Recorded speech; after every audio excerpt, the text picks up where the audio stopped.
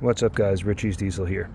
I know most of you don't like these long-winded videos about instruction, even though they are full of detail, but when you're trying to get something accomplished and you got to watch a 8-9 minute long video about how to do something, or possibly longer, it kind of sucks and becomes cumbersome. So I'm just going to give you the quick abridged version here of how to adjust valves on a 6.7 5.9 Cummins. They're all the same. So the firing order is 153624. To start off, you want to have cylinder 1 or cylinder 6, and that's noted by the top dead center mark on the harmonic balancer at 12 o'clock. That can be found down there. I made a yellow mark on it. Hopefully we can zoom in on it. It's right, just like impossible to get to. Okay. It's right on top of the balancer, which is at 12 o'clock right now. Damn phone.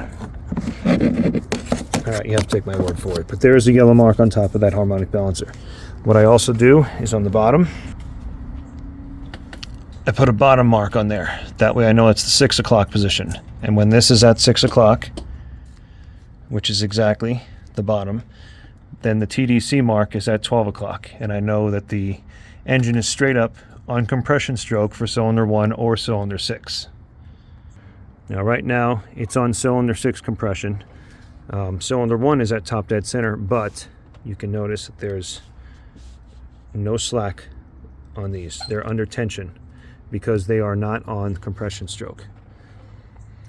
Alright, so what I have here is a 5mm Allen and an offset S-shaped wrench, 12.9/16 for the jam nuts. And I have my 20 thousandths feeler gauge in between right now. So as you can see, they can move. You want to get a little bit of tension on that. Oh, that just fell out.